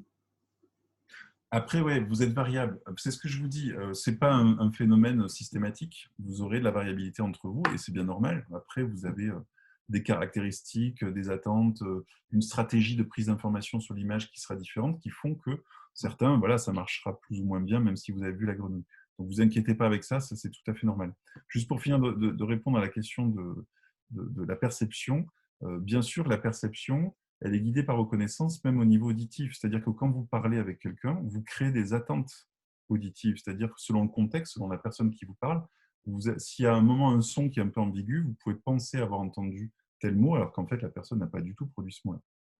Donc, ça marche avec autre chose que la vue, hein, absolument. Alors, je vous fais encore celui-ci, puis on passe à la suite. Qu'est-ce que vous percevez ici? À part des taches, évidemment, noires et blanches. Un crâne à gauche. Un crâne, ouais. Le visage de deux personnes, l'une en face de l'autre. Bah, très bien. Donc, vous êtes encore sur des processus descendants. Ça veut dire que chacun, en fonction des connaissances que vous avez, la façon dont vous allez prendre l'information sur l'image, ben, vous construisez une perception différente. Moi, je peux vous aider à en construire une, peut-être partagée, pas par tout le monde, mais par certains. On peut percevoir une tête de vache. Vous avez ici les oreilles de la vache en noir. Vous avez les yeux ici. Vous avez l'arête du nez, voilà. Et vous avez effectivement ici les naseaux. Donc, une fois que vous avez vu ça, généralement, une fois que vous avez en tout cas clairement vu une vache, la prochaine fois, si je vous remontre l'image dans une semaine, il y a de fortes chances pour que vous reperceviez très spontanément l'image de la vache. Et pourquoi? Parce qu'encore une fois, votre œil va chercher tout de suite les indices qui viennent confirmer que c'est une vache. Pourquoi? Parce que cette image, vous l'avez associée au concept de vache, et donc vous allez chercher à valider ce concept dans votre perception. Donc ça, je ne vous présente pas, c'était des trucs qui ne marchaient pas très bien. Donc je vais continuer sur cette idée des processus descendants. Donc ça veut dire que votre perception du monde, elle est dépendante de ce que vous connaissez du monde, et elle est dépendante de votre attention. Donc je vais vous le montrer ici. Vous percevez des choses du monde, mais vous passez aussi à côté de certaines choses. C'est ça que je vais essayer de vous montrer ici. Donc je vous présente une étude en anglais, je vais vous l'expliquer. The Door Study. Donc c'est une petite vidéo qui This video présente... shows a participant from a 1998 study by Daniel Simons and Daniel Levin. Voilà, quelques résultats. Watch what happens as the unsuspecting pedestrian provides directions. Alors, je vais vous expliquer. The young man. Voilà. Ici, vous avez la personne à gauche avec le manteau noir, qui est un expérimentateur, donc un chercheur, qui va interpeller un passant pour l'aider à trouver son chemin, donc pour aller à un endroit donné. Le passant, qui lui est un cobaye, si vous voulez, qui n'est absolument pas au courant de l'expérimentation, va indiquer le chemin à la personne. Donc, commencer à lui expliquer par où passer, etc. Donc, il discute avec la personne, il regarde sa carte, et regardez ce qui va se passer. He has approached the white-haired man and asked for directions. Watch closely as two people carrying a door pass between them. Et là, And the qu'est-ce qui se first passe? experimenter Hop, is replaced by someone else. on change de personne. Donc, on a changé d'interlocuteur. L'expérimentateur n'est plus le même, mais le passant, lui, continue à communiquer, à Like many expliquer, of the people in this study, the comme si la pedestrian personne was n'avait pas entirely changé. unaware that he was talking to a different person. Ok, donc là, vous pourriez me dire, oui, alors peut-être cette personne était un peu âgée, elle ne voyait Approximately peut-être pas. 50% of the people approached in this study Mais effectivement, en gros, dans cette étude, 50% des gens se font avoir, si vous voulez, ne perçoivent pas, n'identifient pas, ne détectent pas le changement de personne. Donc ça montre une chose dans cette étude, hein, qui a été répliquée sous d'autres formes, etc., c'est que votre attention, elle est extrêmement limitée en termes de capacité, c'est-à-dire qu'elle est très sélective. Une fois que vous accordez de l'attention à une tâche, à un objet, à une information, vous avez du mal à traiter les autres informations de l'environnement, c'est-à-dire que vous allez même inhiber les informations de l'environnement pour bien vous concentrer sur l'information principale. Et ça oriente votre perception du monde. Je vais essayer de vous présenter un autre exemple. Vous allez voir qu'il n'est pas une étude de psychologie cette fois-ci.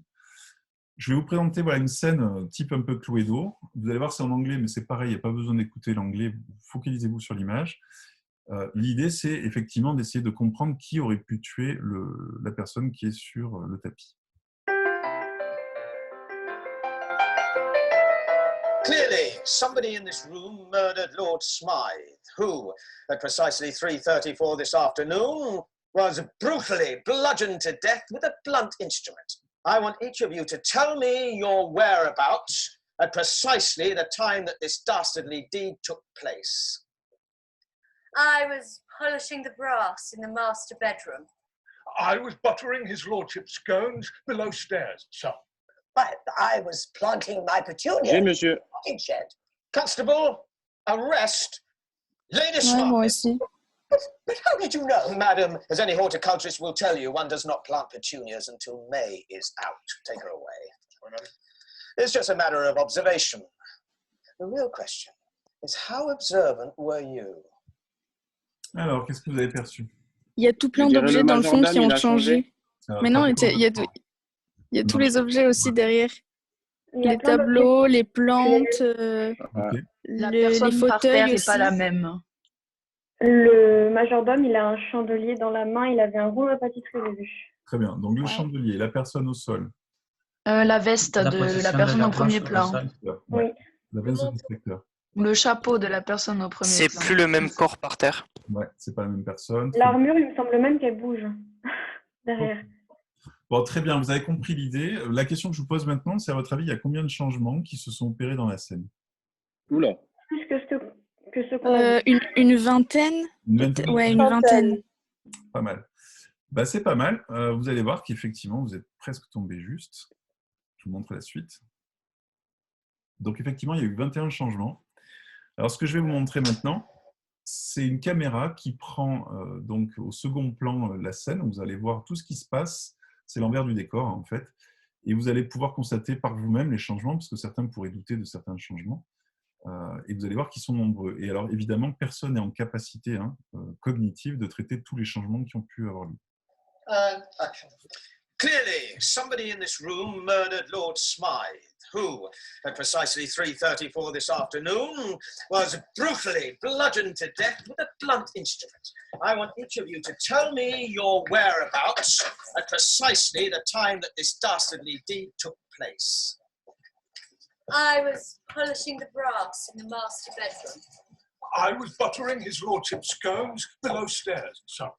But I was planting my petunias in the potting shed. Constable, arrest Lady. Pardon. Ouais, je suis allé un peu vite, j'ai zappé, mais c'est pas grave, vous avez compris l'idée. Donc en fait, c'est un spot. Cet angle-là, c'est impressionnant. C'est un spot de la campagne, d'une campagne de sécurité routière en Angleterre, donc tout simplement pour faire prendre conscience aux automobilistes que leurs capacités attentionnelles sont extrêmement limitées, comme tout être humain, et que quand vous focalisez votre attention sur certains éléments, ici on vous pousse à essayer de deviner qui est l'assassin, c'est justement une orientation de votre attention vers certains éléments de la scène, et donc on s'aperçoit qu'on passe à côté de beaucoup de changements dans notre environnement qui peuvent se produire. Et ce qui vous amène parfois, pour les automobilistes, à ne pas voir un cycliste, et donc pour éviter tous les accidents possibles avec les cyclistes, on a cette campagne qui fait une démonstration, comme on aurait pu faire en psychologie cognitive, des limites des capacités attentionnelles de l'être humain. Donc ce que je suis en train de dire ici, c'est qu'on voit bien que votre perception, elle est extrêmement dépendante des processus d'attention, des processus attentionnels que vous mettez en œuvre, c'est-à-dire sur quoi vous focalisez, et ça va déterminer aussi votre perception des choses et votre perception du monde. Donc là, je vous ai mis en gros quelques éléments à retenir. Le premier, c'est que la perception n'est pas la même chose que la sensation. Donc ça, c'est un point important. La sensation, c'est le niveau sensoriel. C'est cette idée un peu que c'est l'information qui arrive au niveau des capteurs de la vue, des capteurs de l'ouïe. Voilà, tous ces capteurs, le toucher, etc., le goût, vont transmettre au niveau du système nerveux les informations captées. Mais c'est bien après au niveau du cerveau, le traitement qui va être opéré sur ces informations qui va, pour nous, relever du traitement cognitif. Et là, on a vraiment un traitement cognitif, on l'a vu, au sens où on va construire une représentation de ces informations qui nous parviennent. Et encore une fois, ce n'est pas parce que quelque chose parvient à ma rétine que mon cerveau va le traiter. Ce sont deux choses différentes. Donc ça, c'est le premier point. On peut donc détecter des informations au niveau sensoriel, mais pas les percevoir au niveau cognitif. Donc, c'est-à-dire, vous pouvez le voir, mais sans y porter d'attention. Les connaissances que nous avons du monde, on l'a vu, elles ont un rôle majeur. Donc, vous avez vu, on ne perçoit pas le monde que uniquement en fonction des informations qui nous parviennent au niveau des capteurs. On va mobiliser aussi notre connaissance du monde, on va mobiliser notre interprétation, et ça va nous conduire aussi à percevoir les choses de manière active. On l'a dit avec la perception, c'est-à-dire que si je pense à une grenouille, si je reprends l'exemple de ma grenouille et de ma vache, à partir du moment où j'ai créé ce qu'on appelle des hypothèses perceptives, c'est-à-dire que j'ai l'idée qu'en fait, ce serait ce genre de choses que je suis en train de voir, du coup, tous mes traitements sont dirigés vers la prise d'informations sur l'image qui vient confirmer mon hypothèse de la vache ou de la grenouille. Donc, ce que je suis en train de dire, on est un peu biaisé dans notre interprétation, dans notre perception des choses. À partir du moment où on va créer des hypothèses et qu'on cherche spontanément, sans s'en rendre compte, on va chercher à valider ces hypothèses, et donc on va percevoir les choses un peu en fonction de ce qu'on a activé en mémoire en termes de connaissances. Donc ça, c'est un élément important qui explique aussi pourquoi vous ne percevez pas tous la même chose, parce que vous n'avez pas tous les mêmes connaissances, vous n'avez pas activé les mêmes connaissances, et c'est ces choses-là qui expliquent aussi pourquoi il y a des différences entre les individus. Okay. Monsieur, du coup, les magiciens, en fait, ils jouent entre ces traitements. Très bien. Alors, le magicien, c'est une bonne remarque. Notamment les illusionnistes, ils jouent en fait sur votre attention. Et effectivement, ils vont tout faire pour attirer votre attention sur les éléments inutiles. Non important. Voilà. Donc, si vous voyez par exemple 2 mains dans le magicien, qu'il a une main le long de son corps et une main qui vous présente, vous pouvez être sûr que tout ce qui se passe, c'est dans l'autre main. Ce n'est pas dans la main qui vous présente. Donc, il va attirer votre attention et effectivement, il va faire des choses que vous n'allez pas voir parce que votre attention est focalisée. En fait, il attire votre attention, il détourne votre attention. Donc voilà, ça c'est effectivement classiquement utilisé en magie. Et il y a aussi l'exemple des phrases ouais. où justement les mots soit ont une terminaison différente des mots habituels, soit on y glisse des chiffres à la place des lettres. Ouais. Et ça, du coup, c'est notre traitement descendant. Exactement. On fait, ouais, c'est un très bon exemple ici. Alors, pour expliquer à tout le monde, vous avez des fois, on s'envoie ça des fois sur les réseaux sociaux, des trucs marrants, c'est-à-dire que vous prenez un texte et vous remplacez certaines lettres au milieu des mots par des chiffres ou je ne sais plus quoi. Et en fait, vous vous surprenez à lire de manière assez efficace et assez facile ces mots, à partir du moment où ils respectent certains critères, c'est-à-dire que je crois qu'il faut qu'il y ait la lettre de départ, la lettre d'arrivée qui soit correcte, et puis certains points. Et en fait, on s'aperçoit que même quand les mots sont mal écrits, même avec des chiffres, on arrive à les traiter assez rapidement. Donc, ça veut bien dire qu'on fait des traitements descendants, on mobilise nos connaissances des mots, et quand on est en mode de décodage du mot, de la lecture, on est tout simplement en train de faire correspondre le mot qu'on a en mémoire avec le mot qu'on est en train de lire. Donc, on est bien dans du traitement descendant. C'est un bon exemple. Ok, alors je continue maintenant sur un autre type de traitement. Vous allez voir, c'est pas bien compliqué et c'est quand même, ça explique beaucoup de choses. Donc c'est vraiment intéressant à avoir ça en tête. C'est la distinction entre les processus automatiques et les processus contrôlés. Donc là, Schneider et Shiffrin, donc pareil, ce sont des auteurs qu'il faudrait retenir dans les années 70. Donc encore une fois, la date exacte, c'est pas grave, hein, vous retenez au moins les auteurs. Donc Schneider et Shiffrin proposent la distinction entre des processus automatiques et des processus contrôlés. Alors de quoi on parle ? Concernant les processus contrôlés, il s'agit donc des processus, des conduites qui sont conduits de manière intentionnelle. Donc, c'est-à-dire que vous allez déclencher un traitement, déclencher un processus avec l'intention de le faire. Donc, vous le faites, par exemple, vous essayez de comprendre ce que je raconte, vous avez l'intention d'essayer de comprendre ce que je raconte. Donc, vous êtes sur un processus contrôlé. Et en plus de cela, vous avez la conscience, évidemment, qui est liée à l'intention. Vous avez conscience que vous êtes en train d'opérer ce type de traitement. C'est-à-dire que là, vous avez conscience que vous êtes en cours et que vous essayez de comprendre ce que vous êtes en train de lire ou ce que vous entendez de ce que le prof vous présente. Donc ça, ce sont des processus contrôlés, donc intentionnels et conscients. Et ce qui les caractérise, c'est qu'ils sont consommateurs de ressources mentales. C'est-à-dire qu'ils vous demandent un effort cognitif. Ça veut dire quoi ? Ça veut dire un effort en termes d'attention et un effort en termes de mémoire.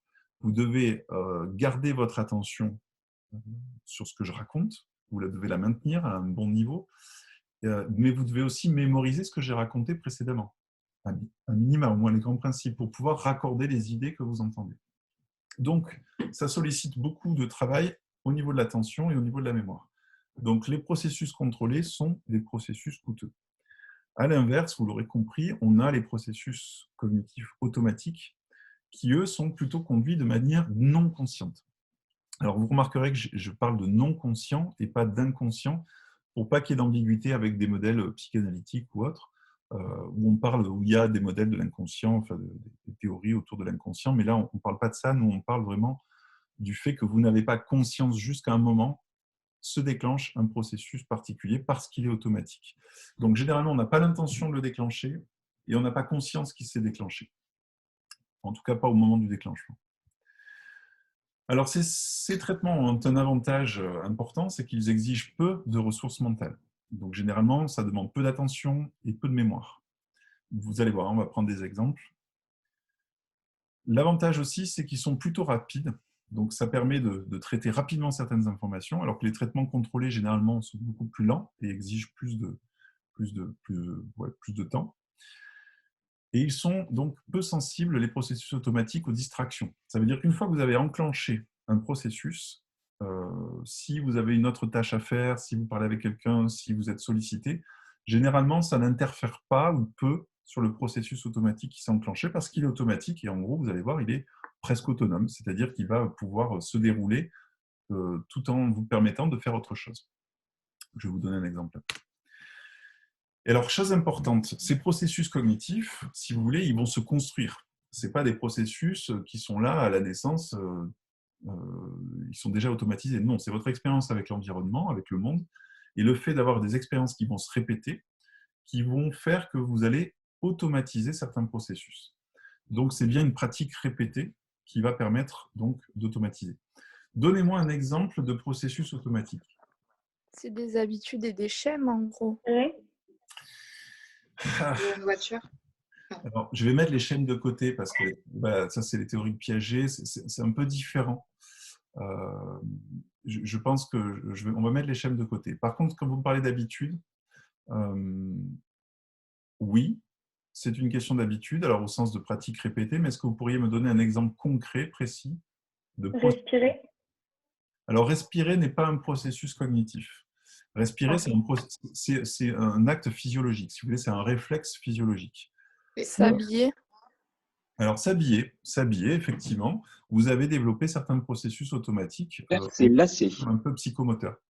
Conduire une voiture? Conduire une voiture, ouais, très bien. On va parler de voiture. Mais du coup, monsieur, marcher, Ouais. c'est physiologique aussi ou c'est… Alors, oui et non. Alors, tout dépend de ce que vous entendez par marcher. Si c'est déplacer une jambe devant l'autre sans tomber, alors non, ça n'est pas cognitif. Généralement, vous avez des réflexes au niveau des jambes, au niveau de la colonne vertébrale, des réflexes qu'on appelle myotatiques, si je me souviens bien, qui vous permettent justement de vous déplacer tout en maintenant l'équilibre sans forcément mobiliser des processus cognitifs. En revanche, si vous marchez dans la rue et que vous voulez traverser la rue, par exemple, là, vous allez prendre de l'information, vérifier qu'il n'y a pas une voiture qui arrive, prendre la décision de traverser. Tout ça, par contre, ça relève du cognitif. D'accord ? Donc, il faut bien distinguer, je dirais, le réflexe moteur physiologique de l'activité mentale qui mobilise des processus cognitifs. Donc, est-ce que les troubles de l'attention, c'est lié à ces processus cognitifs contrôlés? Alors, la personne, elle n'a pas un contrôle dessus très fort. Je ne sais pas. Il est possible qu'effectivement, il y ait des difficultés de contrôle, mais c'est surtout des problèmes attentionnels à ma connaissance. Donc, je le distinguerai. Je ne ferai pas les liens avec ce que vous dites parce que je pense que ça va embrouiller le message. Je pense que là, repartons sur la voiture, vous allez voir, ce sera plus clair à mon avis pour vous. La voiture, vous êtes apprenti conducteur. Vous apprenez, vous êtes à votre 3e leçon de conduite. Vous êtes avec votre instructeur dans la voiture. Votre instructeur, vous êtes sur une nationale, il vous demande de doubler une voiture. Pour doubler la voiture, vous allez devoir mobiliser la procédure. Quelle est la bonne procédure pour doubler une voiture? Donc, par exemple, je vais vérifier dans mon rétroviseur que personne n'est en train de me doubler. Je vais vérifier la distance que j'ai entre la voiture de devant et la mienne. Je vais vérifier, évaluer la vitesse de la voiture qui est devant moi. Je vais regarder au loin s'il n'y a pas une voiture qui arrive. Je vais évaluer le temps de déplacement des voitures pour estimer le temps que je vais devoir prendre pour doubler, etc. Tout ça, toute cette procédure que vous avez apprise en cours, vous allez essayer de la reproduire à peu près. Ça demande un effort cognitif très important. Il faut, se mémoriser, se rappeler chaque élément de la procédure, et ça demande beaucoup d'attention. Il faut être capable d'accorder de l'attention à chaque élément, sauf que ce n'est pas automatisé. Ça veut dire que c'est contrôlé, vous le faites consciemment, vous le faites de manière intentionnelle, et ça mobilise énormément de ressources et d'efforts cognitifs chez vous. Après plusieurs années de conduite, quand vous conduisez, surtout si vous avez l'habitude de conduire sur ces routes-là, et de doubler, vous avez automatisé certains processus, notamment la prise d'information. Vous savez tout de suite où prendre l'information pour savoir si vous doublez ou pas. Mais quand je dis vous savez, il y a un moment où vous le faites de manière non consciente. Vous regardez dans votre rétro, mais vous n'êtes pas en train de vous dire « tiens, je suis en train de regarder dans mon rétro ». Vous le faites de manière automatique. Vous allez prendre l'information au loin, vous allez changer de vitesse, par exemple, pour retrouver un meilleur rapport pour doubler, etc. Donc, tout ça, vous le faites de manière assez automatisée. Et donc, l'avantage que ça a, c'est que quand vous êtes en train de doubler, vous pouvez discuter avec votre voisin. Pourquoi? Parce que ça mobilise peu de ressources attentionnelles ou peu de ressources en mémoire. Donc, vous pouvez allouer des ressources cognitives pour faire autre chose, notamment penser à ce que vous allez faire ce soir, discuter avec la personne, écouter la radio, etc. Donc, on le voit, les processus automatiques, ils sont devenus automatiques par la pratique répétée. C'est-à-dire le fait de conduire et de doubler régulièrement vous a amené à développer certaines habiletés, certains automatismes. Et c'est ce que vous faites quand vous êtes étudiant. Quand vous êtes étudiant, des fois, vous pouvez avoir le sentiment qu'on vous demande toujours de faire un peu la même chose. Des exercices, par exemple, des études de cas. Mais en fait, c'est pour vous aider aussi à automatiser certains processus. C'est-à-dire que, tiens, quand je suis face à ce genre de situation, tout de suite, ça doit déclencher certains processus. Tiens, je vais aller vérifier telle information, je vais aller croiser telle information. Donc, si vous arrivez à commencer à automatiser ce genre de processus, c'est bien aussi parce que ça vous permet de vous concentrer sur d'autres éléments de l'exercice. Donc, l'automatisation est un élément important. Monsieur, j'avais une question. Ouais. Bon, tout ça, si je dis pas de bêtises, ça se passe au niveau des neurones. Chaque fois qu'on nous demande un nouveau processus, il y a un nouveau neurone qui se crée et chaque élément de ce processus constitue à force un circuit et quand il est fermé, en gros, ça devient un automatisme. Je crois que c'était ça à peu près. Alors, mais je finis. Ma question du coup, c'était pourquoi alors, quand on pense à ce processus, donc par exemple, quand il est automatique comme marcher ou conduire, pourquoi quand on pense à marcher ou quand on pense à, par exemple, passer les vitesses ou ce genre de choses, ça ne devient plus un automatisme et on limite, on bégaye ou on marche plus normalement ou on passe mal la vitesse. Ouais. Alors, je me suis toujours demandé pourquoi ça faisait ça. Parce que justement, vos processus, ils sont automatisés et à un moment, vous voulez avoir le contrôle dessus. Et en fait, parfois, c'est très difficile de contrôler un processus automatique. Comme je vous disais, ils sont peu sensibles aux distractions. Et en fait, si vous essayez d'avoir un contrôle dessus, mais je vais vous présenter un exemple, vous allez voir après, vous essayez justement de le modifier, de l'altérer, et donc ça peut modifier votre comportement ou rendre votre comportement inadéquat parce que justement, il était basé sur des automatismes. Et ça fonctionnait parce que c'était automatisé. Vous le voyez par exemple en musique. C'est un bon exemple, ça. Vous apprenez le piano. Vous allez jouer une partition au fur et à mesure. Vous ne savez pas trop lire la musique. Vous allez essayer de mémoriser, de vous focaliser sur les notes, de bien mémoriser la séquence de notes, etc. Donc ça demande du temps, ça demande un effort.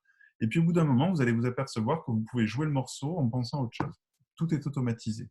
C'est-à-dire que vous êtes capable de jouer le morceau de A à Z. Et à un moment, je vais vous dire, réfléchis aux notes que tu es en train de jouer pendant que tu joues.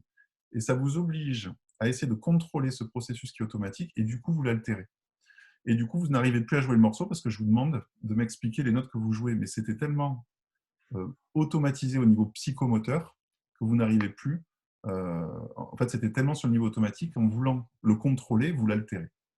Donc, c'est ça que vous êtes en train d'évoquer. Monsieur ? Oui.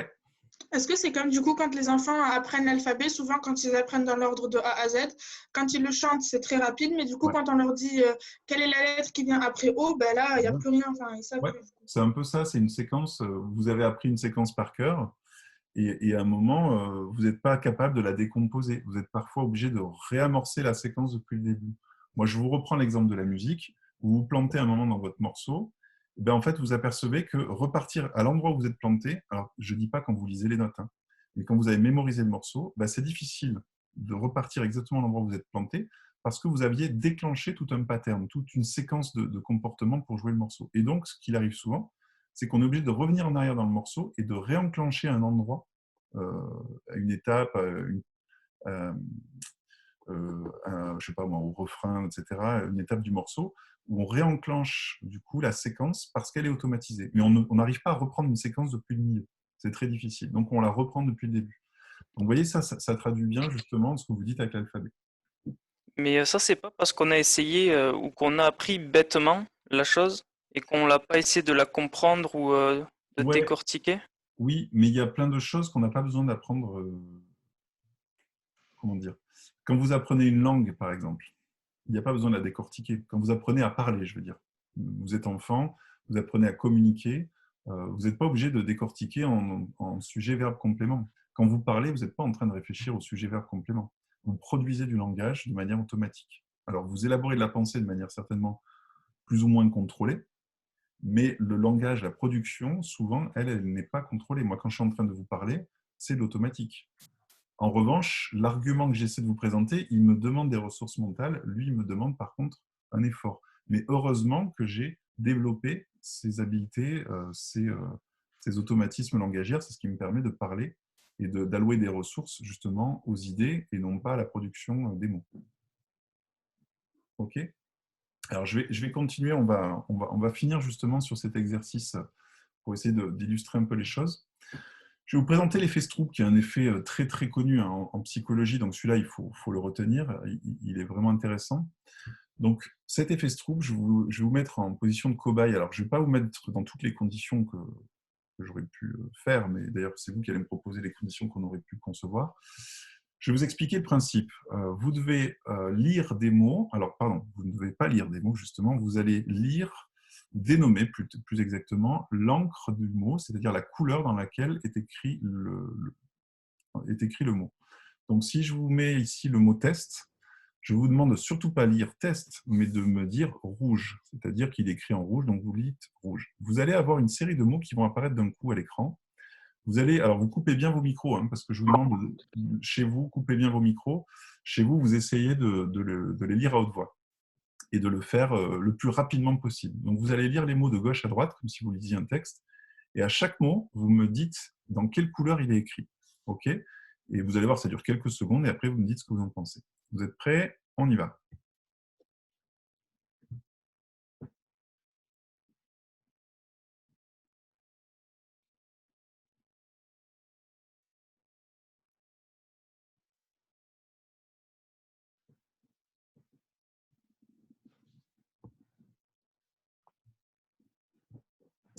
Alors, vous en pensez quoi?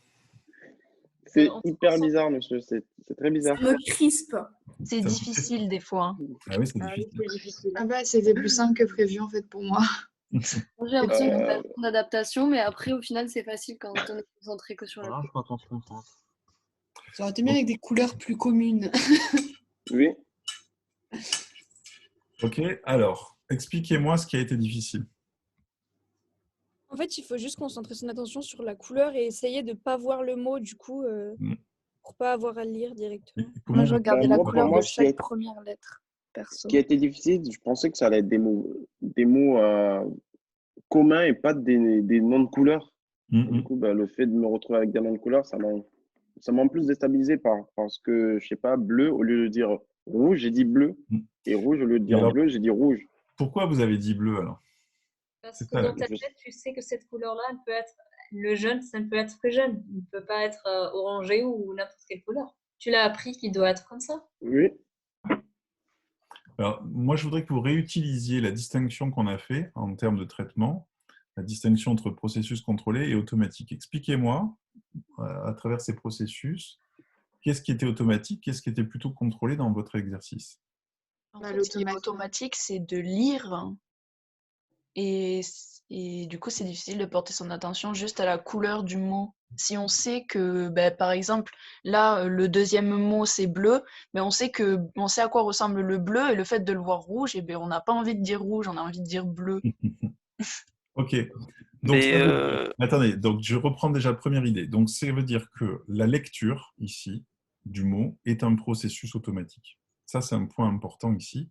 Quand je vous présente un mot de manière automatique, c'est-à-dire non intentionnelle, je vous ai dit de ne pas lire le mot, hein, on est d'accord, vous le saviez, mais vous avez beau le savoir, vous ne pouvez pas vous empêcher, vous déclenchez ce processus de lecture. Donc, vous lisez le mot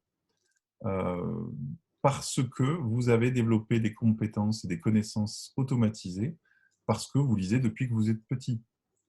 Donc, le mot, vous le lisez, et comme quelqu'un l'a dit, si c'était des mots qui avaient trait à des objets neutres, qui n'avaient rien à voir avec les couleurs, certainement que ça vous aurait posé beaucoup moins de problèmes. Pourquoi? Parce qu'ici, quand vous lisez le mot bleu, alors je vais prendre l'exemple ici, parce que celui-là est très bien, vous l'avez évoqué. Quand je lis le mot bleu, ça active en mémoire le concept bleu. Sauf que je vous demande de dénommer une couleur. Dénommer une couleur, ce n'est pas une tâche coûteuse, ce n'est pas une tâche qui demande beaucoup de mémoire, d'attention. Donc, normalement, vous êtes capable de dire rouge spontanément. Le problème, c'est que comme j'ai activé le concept bleu dans votre mémoire, en même temps que vous devez activer le concept rouge, il y a un conflit. Il y a un conflit entre les deux concepts, puisqu'ils réfèrent au même champ, si vous voulez, celui des couleurs.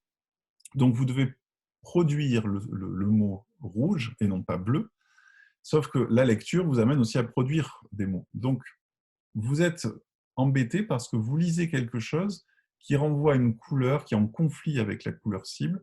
Et donc, vous mettez en place à ce moment-là des processus contrôlés.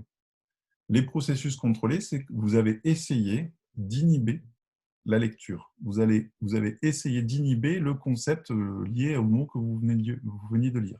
Donc, vous faites un effort, vous avez senti, vous m'avez dit c'est difficile. Difficile, ça veut dire que vous mobilisez beaucoup d'attention, beaucoup d'efforts pour justement essayer d'inhiber au maximum, c'est-à-dire empêcher que la lecture se déclenche pour pouvoir donner la couleur de l'encre. Donc, il y a cette distinction, ici, on voit bien, entre le processus automatique qui est très fort, qui se déclenche tout seul, et votre processus contrôlé qui est là pour essayer justement d'empêcher ce processus automatique de venir interférer avec la tâche. Donc, vous avez eu des difficultés. Si j'avais présenté des carrés de couleurs, il n'y aurait eu aucun problème. Évidemment, ces études, ce qu'elles font aussi, ça, je vais quand même dire un petit mot là-dessus, c'est qu'elles comparent à des groupes contrôle, elles comparent à d'autres situations. Parce que si je regarde cette situation ici, uniquement, j'ai entendu, certains ont dit oui, ça a été très difficile. D'autres ont dit, oh non, c'était pas si dur que ça finalement pour moi. D'autres ont dit, c'était dur au début, puis après, ça allait mieux. J'ai commencé à m'adapter, et donc, c'est-à-dire à mettre en place les bonnes stratégies pour que ça fonctionne plus efficacement. Donc, en gros, il y a une variabilité entre vous. Donc, ce que doit faire la recherche, c'est pour savoir si vraiment il y a des interférences liées à ce processus automatique, il faut comparer à des situations qu'on appelle des situations de contrôle, où il n'y a pas cette interférence.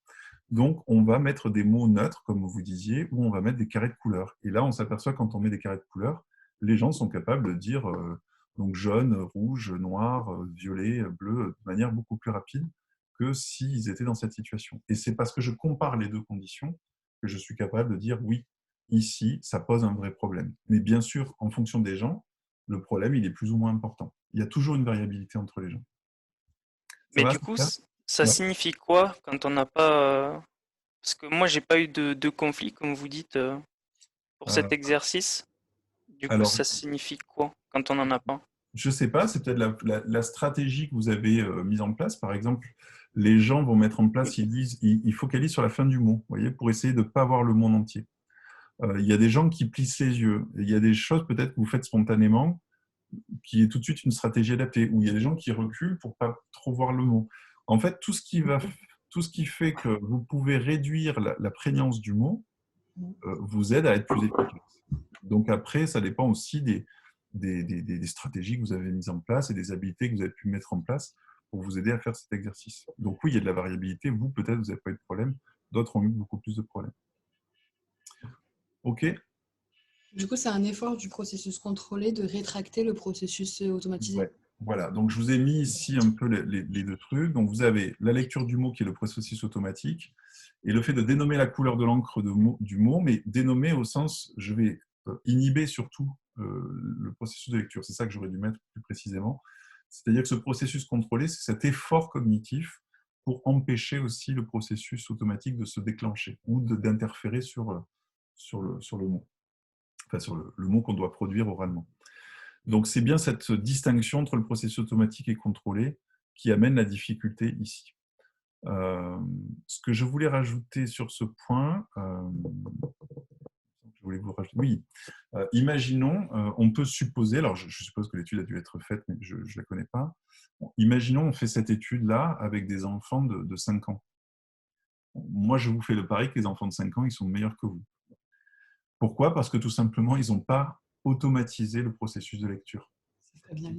Voilà. Et que pour eux, ils sont sur du processus contrôlé. Quand ils sont en train de déchiffrer des graphèmes, d'interpréter le son, par exemple, A et U, ça fait O, E et U, ça fait E. Donc, ces connaissances-là, ils sont en train de les construire et ça demande beaucoup de processus contrôlés. Donc, en gros, il faut que je me souvienne de ce que ça fait comme son, il faut que je réactive le son, il faut que je le produise. Et donc, tout ça, ça demande un effort contrôlé, donc des processus contrôlés. Donc, quand vous leur présentez un mot aux enfants, ils ne vont pas le lire spontanément, puisque pour eux, c'est un processus contrôlé. Alors que vous êtes des lecteurs, et en tant que lecteur, vous déclenchez automatiquement le processus de lecture. Alors que les couleurs, généralement, ils les connaissent beaucoup mieux. Et voilà, ouais, bien sûr. OK. Est-ce que vous avez d'autres questions là-dessus? Non. Bon. Très clair. Pas sur cet effet-là, mais j'ai une petite question. Ouais, s'il y a un autre point du cours, on a le temps un peu là. J'ai quelques minutes parce que du coup, j'ai accéléré pensant que j'aurais moins de temps parce qu'on a pris du temps au début pour les questions. Et je vais essayer de finir au même niveau que les autres groupes. Comme ça me permet de gérer les séances de la même manière. Donc, dites-moi si vous avez des questions. Oui, du coup, c'est au niveau des traitements ascendants et descendants. Pour ascendant, vous avez dit que… mais attendez, je reprends mes notes. Le traitement du cerveau dépend de l'info qu'il reçoit. Donc, la modification de la perception, et, elle se fait en fonction de l'information. Et j'arrive pas bien à discerner contrairement au traitement descendant, où là, on parle que pour un même stimulus dépend du contexte, c'est-à-dire qu'on ne voit pas la même chose en fonction du contexte. J'ai du mal à discerner les deux. En fait, si je reprends l'idée du H de tout à l'heure, du H et du A, certains, vous m'avez dit, moi, je vois rien. Si, en fait, vous voyez deux barres parallèles et un trait au milieu, d'accord? Elles ne sont pas parallèles, pardon, deux barres obliques et un trait au milieu. Si vous voyez, on va dire, deux barres obliques et un trait au milieu, pour moi, ça relève plutôt de processus ascendant. C'est-à-dire que votre perception, elle est principalement basée sur la nature même de l'information, la nature visuelle, ici, de l'information. Dans la mesure où vous percevez un H ou un A selon le contexte, par exemple, le contexte était le mot, the ou cat, mais en fonction aussi du contexte du ballon de rugby, tiens, vous percevez des poteaux de rugby. Selon le contexte, en fait, le contexte, il active des connaissances chez vous. Les connaissances du mot ou les connaissances du sport, du rugby. Et en fonction de ces connaissances activées, hop, cette information qui me parvient au niveau de la rétine, donc qui était deux barres obliques et une barre au milieu, tout de suite, je lui donne un sens. Je l'interprète. Et donc, je vois un H, je vois un A ou je vois des poteaux de rugby. Dans ce cas-là, c'est un processus descendant parce que ce sont mes connaissances qui m'ont amené à construire la perception. Mais cette perception, évidemment, elle est dépendante quand même de la nature de l'information. Donc, je ne suis pas en train de dire que quand vous faites du traitement descendant, il n'y a aucune influence de l'information extérieure, de l'information de l'environnement. Bien évidemment, vous percevez un H ou un A aussi parce que l'information a telle propriété. Donc, en fait, la perception, elle dépend à la fois des processus ascendants et des processus descendants. En fait, c'est l'articulation des deux, souvent. Mais là, on vous le présente de manière très dichotomique pour les besoins du cours. Et si on utilise du coup que le traitement ascendant ou majoritairement le traitement ascendant, est-ce que ça veut dire que du coup on est moins entre guillemets cultivé ou qu'on a moins de… Non, pas du tout. Ne vous inquiétez pas avec ça. Ça n'a aucun rapport. Non, ça n'a aucun rapport. Le traitement ascendant, c'est ce que je vous disais à un moment dans une des diapos, ça marche très bien, ou en tout cas c'est très étudié en psychologie cognitive, pour des éléments assez simples, des figures simples, des objets simples. Mais dès que vous rentrez dans des objets un peu complexes, on l'a dit tout à l'heure, la scène du bar, par exemple, c'est un objet complexe, une situation complexe. Je ne sais pas, même un vélo, ce que vous voulez. À partir du moment où ça devient un peu complexe et que vous projetez du sens, alors ce sont surtout des traitements descendants. Mais en fait, la plupart des gens, on passe notre temps à faire des traitements descendants toute la journée. Vous verrez, pour percevoir, mais aussi pour comprendre et pour d'autres choses. Mais là, pour la perception, tout le monde utilise des traitements descendants en permanence. Mais du coup, quand on fait ce genre de test sur des images très simples, ça montre notre créativité, non? Un peu. Ah, si vous voulez dire si vous donnez du sens à des images très simples? Est-ce que c'est de la créativité? Pas forcément. Peut-être. Je ne sais pas, il faudrait définir la créativité. Il y a des gens qui étudient ça. Ça peut traduire une imagination, ça peut traduire le fait que vous avez, à un moment donné, pour X raisons, beaucoup activé une connaissance, elle est très, très disponible en mémoire, parce que peut-être vous y pensez souvent, et du coup vous êtes face à un objet très simple, mais hop, il y a des traits qui ressemblent à cet objet simple. Tiens, je vous donne un exemple, je crois que je sais plus, j'avais prévu pour la semaine prochaine, mais c'est pas grave. Vous avez un rond, vous avez deux traits au niveau de, comme pour les yeux, un trait pour le nez et un trait pour la bouche. La plupart des gens vont percevoir un visage, alors que je suis en train de vous dire que c'est un objet extrêmement simple. Est-ce que j'appellerais ça de la créativité? Non. Mais il y a des indices qui sont suffisamment proches des connaissances que vous avez, ici les connaissances du visage, pour dire que voilà, un smiley, par exemple, un smiley, c'est un visage pour vous. D'accord? C'est associé à un visage. Donc, ce n'est pas vraiment de la créativité pour moi, c'est plus être capable de raccrocher des éléments, des indices à des connaissances, et du coup donner du sens à cette image en fonction de la connaissance que j'active. Après, si c'est des connaissances extrêmement originales, qui vous amènent à concevoir des perceptions très originales, peut-être on peut parler de créativité, j'en sais rien, c'est possible. Ok, pas d'autres questions? Monsieur, moi j'ai une question. Ouais. Du coup, dans la vie de tous les jours, on utilise plus les traitements ascendants ou les traitements descendants? Vous utilisez les deux. Vous utilisez deux. Est-ce que plus l'un que l'autre?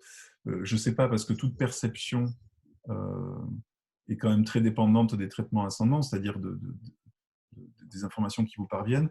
Mais les traitements descendants, ils sont omniprésents, puisque tous les objets qui sont autour de vous, ce sont des objets qui font sens. Les individus que vous rencontrez, ça fait sens. Donc, vous mobilisez vos connaissances en permanence. À partir du moment où vous mobilisez vos connaissances en permanence, il y a des traitements descendants. Donc, je ne serais pas capable de vous dire si c'est plus l'un que l'autre. En fait, c'est les deux que vous utilisez. D'accord, merci. Du coup, monsieur, c'est lequel qui part des connaissances? C'est descendant ou ascendant? Descendant. Alors, ouais, un petit moyen peut-être mnémotechnique. Imaginez, vous êtes en train de lire un document, vous êtes penché sur votre bureau au-dessus du document. Vous n'avez qu'à vous dire que les traitements ascendants sont les informations qui viennent du document et qui montent vers les yeux de la personne. Et les traitements descendants, c'est quand ça vient de la personne, donc de ses connaissances, de ses caractéristiques psychologiques, et ça descend, si vous voulez, vers l'information. C'est une façon, comme une autre, d'essayer de se souvenir de cette distinction. Donc, ascendant, on part de l'environnement et on monte vers la personne, et descendant, on part des connaissances et on descend vers l'objet. Mais du coup, on peut dire que le système descendant, chez les plus jeunes, il est moins présent chez les petits. Parce qu'il y a moins de connaissances. Je ne sais pas. Oui, alors, oui, dans certaines situations, certainement, parce que les plus jeunes n'ont pas encore construit des connaissances par rapport à certains éléments de l'environnement, vous avez raison. Mais après, les éléments descendants, les traitements descendants, ils sont aussi liés aux émotions, ils sont aussi liés au stress, etc. J'en ai pas forcément parlé, mais les émotions vont contribuer aussi aux éléments descendants, donc au traitement descendant. Donc, il n'y a pas que les connaissances. Mais vous avez raison, a priori, on pourrait penser que, je ne sais pas, dans une pièce où il y a des objets qui sont totalement nouveaux pour l'enfant, on peut imaginer qu'en termes de perception, il mobilise moins de traitements descendants qu'un adulte, pour qui ces objets sont familiers. On aura plus d'imagination, du coup. Je ne sais pas si c'est le terme imagination qu'il faut. Merde. Je ne suis pas convaincu. Ok. Allez, je vous propose qu'on arrête là, parce qu'après, moi, j'enchaîne une réunion dans pas longtemps. Donc, merci. On se retrouve la semaine prochaine. Et puis, merci, monsieur. Merci. infiniment, monsieur. Merci. Au revoir. Bonne journée. Au revoir. Au revoir. Au revoir. Monsieur? Oui. Au revoir. Oui, juste, donc là, ce qu'on a fait, c'était le chapitre 1, mais la semaine prochaine, ce sera donc la continuité Exactement. Deuxième du séance. chapitre 1, donc ça reste. D'accord. Voilà. Merci. De Bonne rien. fin de journée, au revoir. Au revoir.